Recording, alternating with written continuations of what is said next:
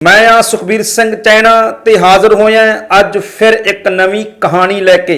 दर्शकों, जिवें तुसीं जाणदे हो, मैं हर वार कोई वक्खरी तरह की इतिहास की घटना, कोई रौचकमई जानकारी लैके तुहाडे सामने हाज़र होना है। अज भी हाज़र होया एक ऐसे खजाने की कहानी लैके जिस खजाने की प्राप्ति दे लई देश की प्रधानमंत्री इंदिरा गांधी तक ने भी यतन किए।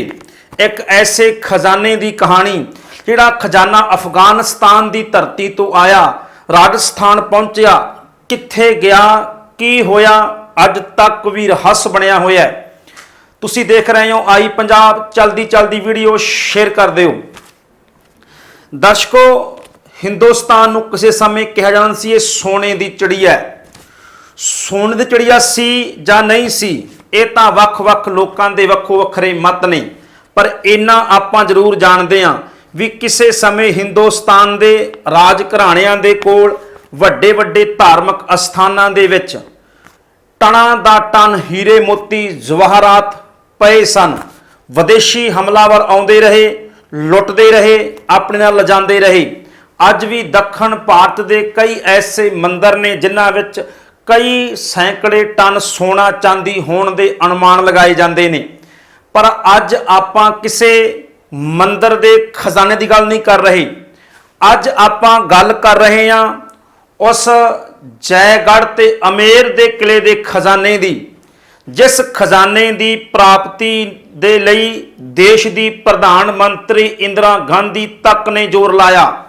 पाकिस्तान ने अपना हिस्सा मंगिया। आम लोगों में कई तरह दीयां कहानियां प्रचलित हुईयां।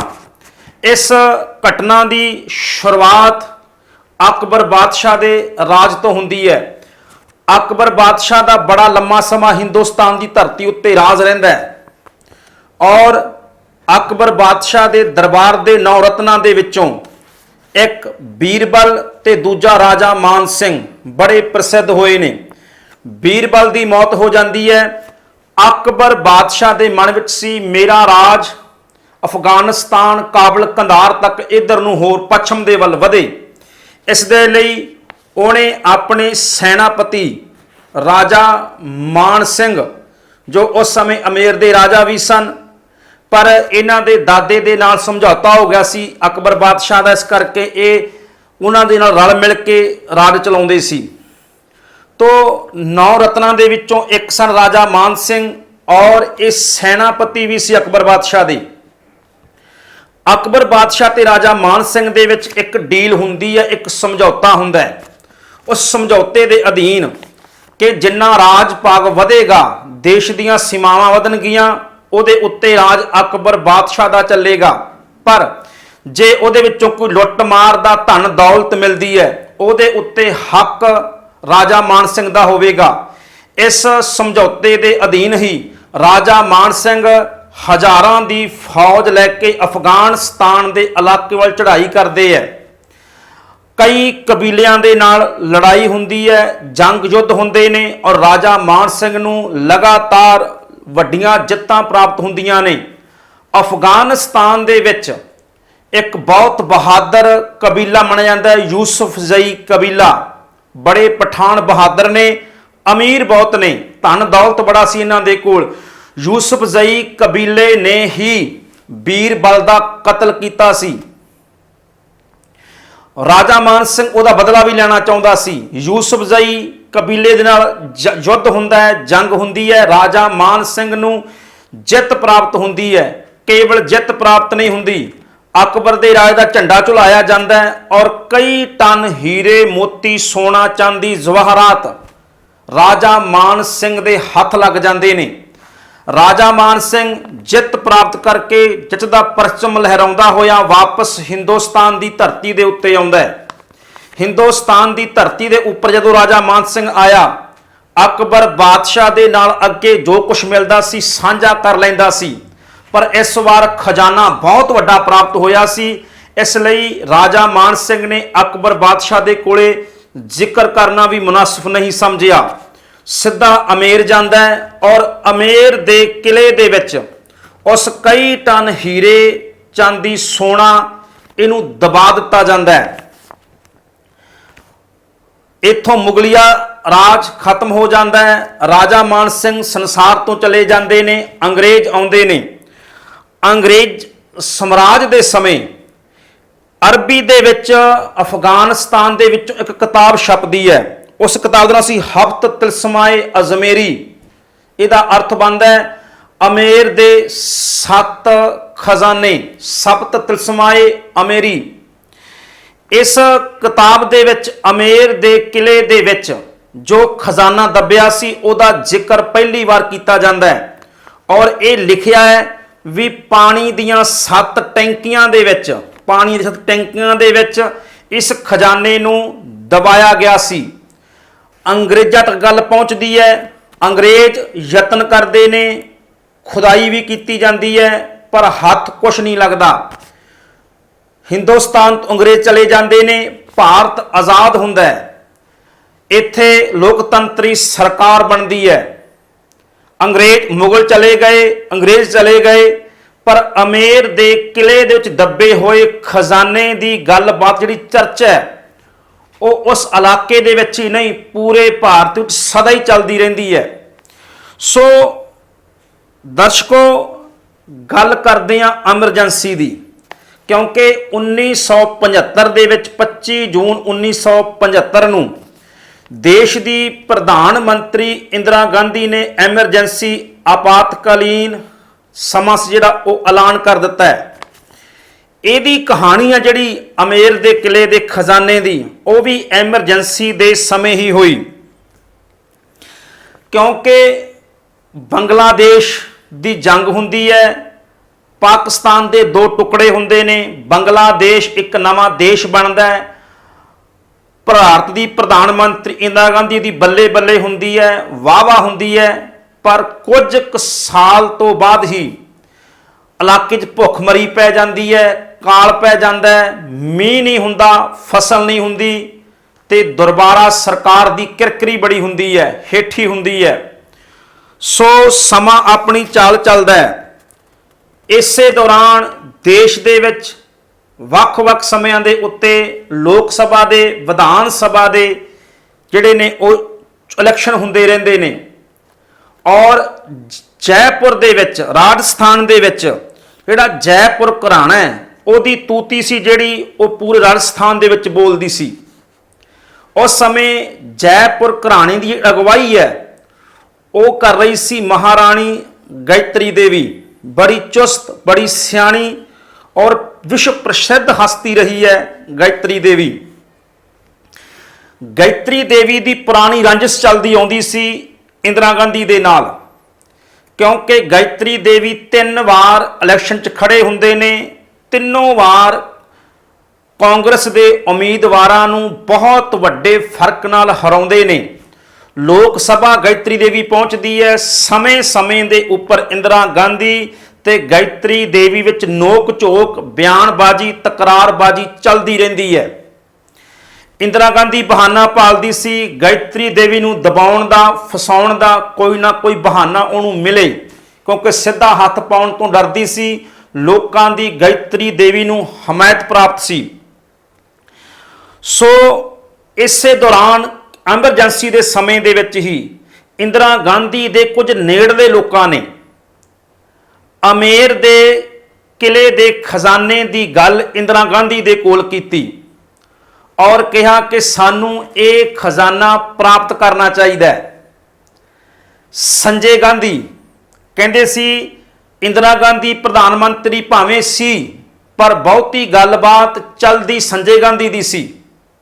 ਸੰਜੇ ਗਾਂਧੀ ਨੇ ਹਮਾਇਤ ਕੀਤੀ ਔਰ ਇੰਦਰਾ ਗਾਂਧੀ ਨੇ ਫੈਸਲਾ ਲਿਆ ਅਮੇਰ ਦੇ ਕਿਲੇ ਦੇ ਖਜ਼ਾਨੇ ਨੂੰ ਪ੍ਰਾਪਤ ਕਰਨ ਦਾ।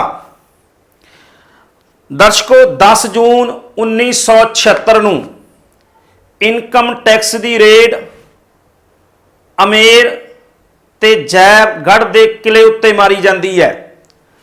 ਅਮੇਰ ਦੇ ਕਿਲੇ ਦੇ ਵਿੱਚ ਸਰਕਾਰੀ ਅਧਿਕਾਰੀ ਪਹੁੰਚਦੇ ਨੇ ਔਰ ਗਾਇਤਰੀ ਦੇਵੀ ਦੇ ਉੱਪਰ ਉਸ ਸਮੇਂ ਕਾਨੂੰਨ ਸੀ ਇੱਕ ਮੀਸਾ ਦਾ ਕਾਨੂੰਨ, ਜਿਸ ਦੇ ਅਧੀਨ ਬਹੁਤ ਸਾਰੇ ਆਗੂਆਂ ਨੂੰ ਨਜ਼ਰਬੰਦ ਕੀਤਾ ਜਾਂਦਾ ਸੀ, ਪਰ ਗਾਇਤਰੀ ਦੇਵੀ ਦੇ ਉੱਪਰ ਉਹ ਕਾਨੂੰਨ ਨਹੀਂ ਲਾਇਆ ਜਾਂਦਾ।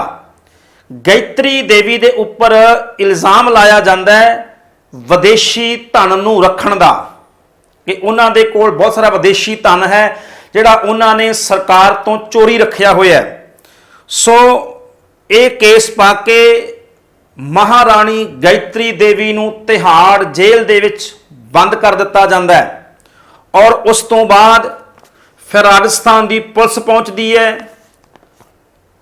ਭਾਰਤੀ ਸੈਨਾ ਆਰਮੀ ਪਹੁੰਚਦੀ ਹੈ, ਪੁਰਾਤਤਵ ਵਿਭਾਗ ਦੇ ਅਧਿਕਾਰੀ ਪਹੁੰਚਦੇ ਨੇ, ਔਰ ਚੌਥਾ ਇਨਕਮ ਟੈਕਸ ਦੇ ਮੁਲਾਜ਼ਮ ਪਹੁੰਚਦੇ ਨੇ, ਟੀਮ ਪਹੁੰਚਦੀ ਹੈ। ਚਾਰੇ ਸੰਸਥਾਵਾਂ ਰਲ ਕੇ ਪੁਲਿਸ, ਫੌਜ, ਇਨਕਮ ਟੈਕਸ ਦੇ ਟੀਮ ਔਰ ਪੁਰਾਤਤਵ ਵਿਭਾਗ ਦੇ ਮੁਲਾਜ਼ਮ ਜੈਗੜ੍ਹ ਦੇ ਕਿਲੇ ਦੀ ਤਲਾਸ਼ੀ ਸ਼ੁਰੂ ਕਰਦੇ ਆ, ਖੁਦਾਈ ਸ਼ੁਰੂ ਕਰਦੇ ਆ। ਅਮੇਰ ਦੇ ਕਿਲੇ ਨੂੰ, ਖਜ਼ਾਨੇ ਨੂੰ ਪ੍ਰਾਪਤ ਕਰਨ ਦੇ ਲਈ ਜੈਗੜ੍ਹ ਦੇ ਕਿਲੇ ਦੀ ਤਲਾਸ਼ੀ ਲਈ ਜਾਂਦੀ ਹੈ। ਹੁਣ ਤੁਸੀਂ ਸੋਚੋਗੇ ਵੀ ਖਜ਼ਾਨਾ ਸੀ ਜਿਹੜਾ ਉਹ ਅਮੇਰ ਦੇ ਕਿਲੇ ਦੇ ਵਿੱਚ ਹੈ, ਪਰ ਜੈਗੜ੍ਹ ਦੇ ਕਿਲੇ ਦੇ ਵਿੱਚ ਖੁਦਾਈ ਕਿਉਂ ਕੀਤੀ ਜਾ ਰਹੀ ਹੈ? ਦਰਸ਼ਕੋ, ਦਾ ਕਾਰਨ ਹੈ ਇੱਕ, ਅਮੇਰ ਦਾ ਕਿਲਾ ਤੇ ਜੈਗੜ੍ਹ ਦਾ ਕਿਲਾ ਬਿਲਕੁਲ ਨਜ਼ਦੀਕ ਬਣੇ ਹੋਏ ਨੇ।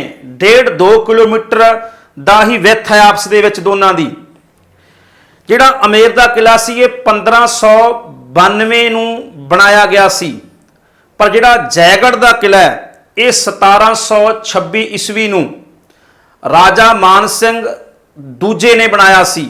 ਰਾਜਾ ਮਾਨ ਸਿੰਘ ਦੂਜੇ ਉਹਨੇ ਇਹ ਬਣਾਇਆ ਸੀ। ਔਰ ਦੱਸਿਆ ਜਾਂਦਾ ਹੈ ਜਦੋਂ ਰਾਜਾ ਮਾਨ ਸਿੰਘ ਇਹ ਖਜ਼ਾਨਾ ਲੈ ਕੇ ਆਇਆ, ਉਸਨੇ ਅਮੇਰ ਦੇ ਕਿਲੇ ਵਿੱਚ ਦੱਬਿਆ, ਪਰ ਉਹ ਖਜ਼ਾਨੇ ਦੀ ਇੱਕ ਜੈਗੜ੍ਹ ਕਿਲੇ ਦੇ ਵਿੱਚ ਇੱਕ ਸੁਰੰਗ ਬਣੀ ਹੋਈ ਸੀ।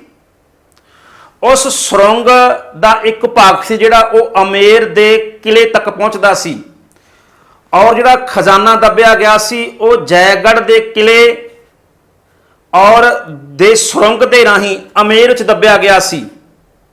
ਸੋ ਇਦਾਂ ਦੀ ਕਹਾਣੀ ਪ੍ਰਚਲਿਤ ਸੀ ਇੱਕ। ਇਸ ਕਰਕੇ ਜੈਗੜ੍ਹ ਦੇ ਕਿਲੇ ਤੋਂ ਖੁਦਾਈ ਸ਼ੁਰੂ ਹੁੰਦੀ ਹੈ। ਜੈਗੜ੍ਹ ਦੇ ਕਿਲੇ ਤੋਂ ਖੁਦਾਈ ਸ਼ੁਰੂ ਹੁੰਦੀ ਹੈ ਔਰ ਇਹ ਚਲਦਿਆਂ ਅਮੇਰ ਦੇ ਕਿਲੇ ਸੁਰੰਗ ਦੇ ਰਾਹੀਂ ਲੱਭਣ ਦਾ ਯਤਨ ਕੀਤਾ ਜਾਂਦਾ ਹੈ।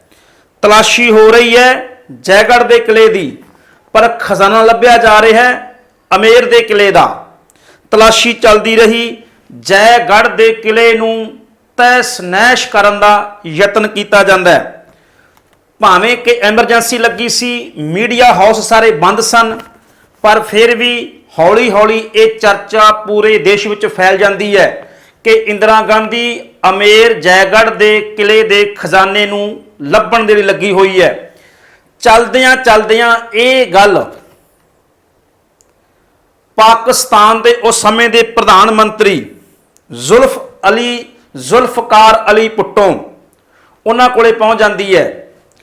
ਜ਼ੁਲਫਕਾਰ ਅਲੀ ਭੁੱਟੋ 11 ਅਗਸਤ 1776 ਨੂੰ ਇੱਕ ਚਿੱਠੀ ਭਾਰਤ ਦੀ ਪ੍ਰਧਾਨ ਮੰਤਰੀ ਇੰਦਰਾ ਗਾਂਧੀ ਨੂੰ ਲਿਖਦੇ ਨੇ, ਔਰ ਇਹ ਜਿਹੜੀ ਚਿੱਠੀ ਹੈ ਇਹ ਪ੍ਰਧਾਨ ਮੰਤਰੀ ਦਫ਼ਤਰ ਦੇ ਵਿੱਚੋਂ ਲੀਕ ਹੋ ਜਾਂਦੀ ਹੈ, ਆਮ ਲੋਕਾਂ ਤੱਕ ਪਹੁੰਚ ਜਾਂਦੀ ਹੈ ਕਿਸੇ ਨਾ ਕਿਸੇ ਤਰੀਕੇ ਦੇ ਨਾਲ, ਜਿਹਦੇ ਵਿੱਚ ਉਸ ਸਮੇਂ ਜੋ ਮੁਖੀ ਸੀ ਪਾਕਿਸਤਾਨ ਦੇ ਜ਼ੁਲਫਕਾਰ ਅਲੀ ਭੁੱਟੋ ਨੇ ਅਮੇਰ ਜੈਗੜ੍ਹ ਦੇ ਕਿਲੇ ਦੇ ਖਜ਼ਾਨੇ ਵਿੱਚੋਂ ਆਪਣਾ ਹਿੱਸਾ ਮੰਗਿਆ।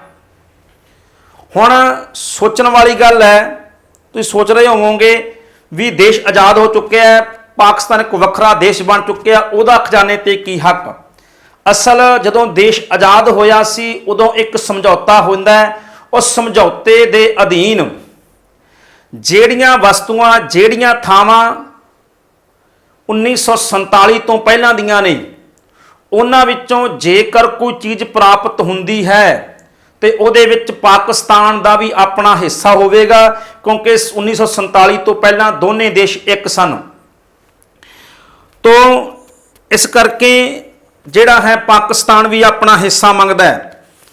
ਸਮਾਂ ਆਪਣੀ ਚਾਲ ਚੱਲਦਾ ਹੈ। ਵੱਖ-ਵੱਖ ਸਮੇਂ ਦੇ ਉੱਪਰ ਫੌਜ ਦੇ ਵੱਡੇ ਅਧਿਕਾਰੀ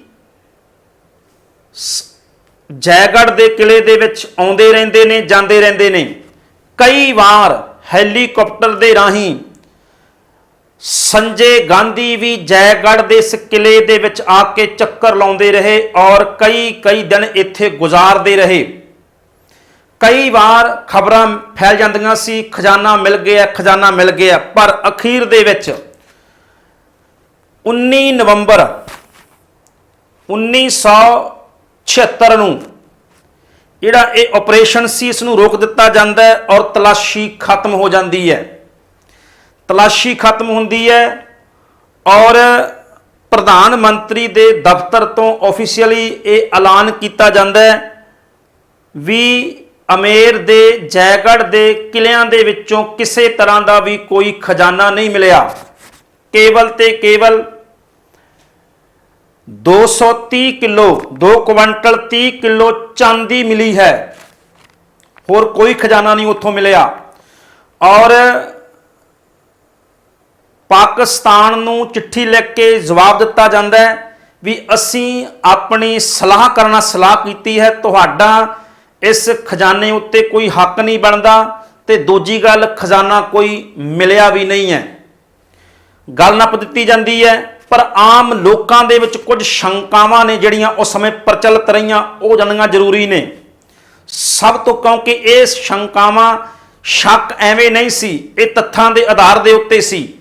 19 ਨਵੰਬਰ ਨੂੰ ਆਪਰੇਸ਼ਨ ਖਤਮ ਕੀਤਾ, ਤਲਾਸ਼ੀ ਰੋਕੀ ਜਾਂਦੀ ਹੈ। ਉਸ ਤੋਂ ਇੱਕ ਦਿਨ ਪਹਿਲਾਂ 18 ਨਵੰਬਰ ਨੂੰ ਜੈਪੁਰ ਦਿੱਲੀ ਹਾਈਵੇ ਫੌਜ ਦੇ ਵੱਲੋਂ ਪੂਰੀ ਤਰ੍ਹਾਂ ਨਾਲ ਬਲੌਕ ਕਰ ਦਿੱਤਾ ਜਾਂਦਾ ਹੈ, ਬੰਦ ਕਰ ਦਿੱਤਾ ਜਾਂਦਾ ਹੈ ਇੱਕ ਦਿਨ ਦੇ ਲਈ। 18 ਨਵੰਬਰ 1976 ਨੂੰ ਪੂਰਾ ਦਿਨ ਔਰ ਪੂਰੀ ਇੱਕ ਰਾਤ ਜੈਪੁਰ ਦਿੱਲੀ ਹਾਈਵੇ ਬੰਦ ਰਹਿੰਦਾ ਹੈ।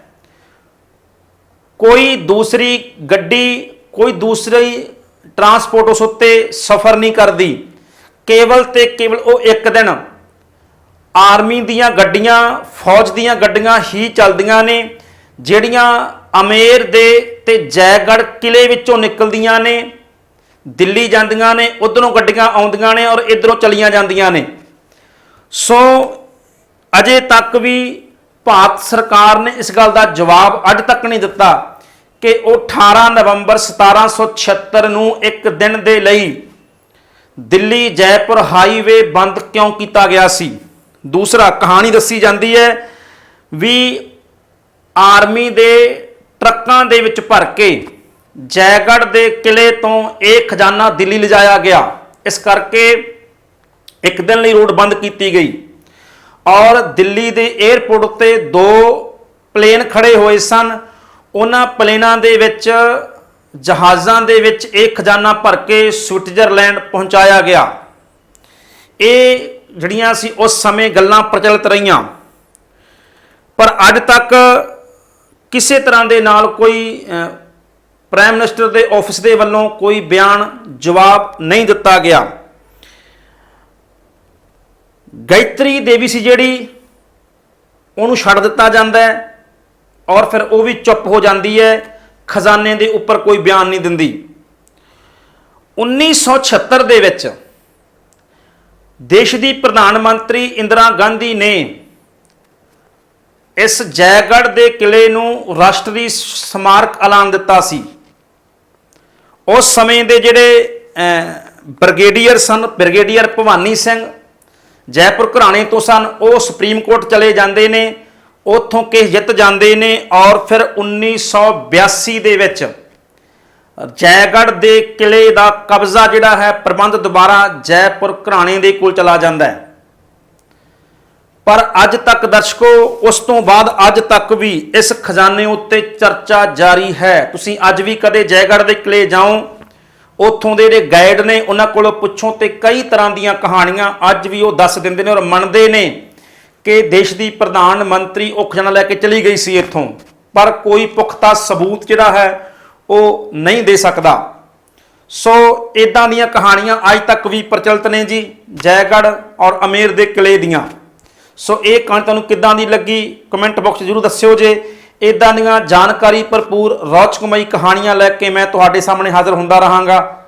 ਸਤਿ ਸ੍ਰੀ ਅਕਾਲ।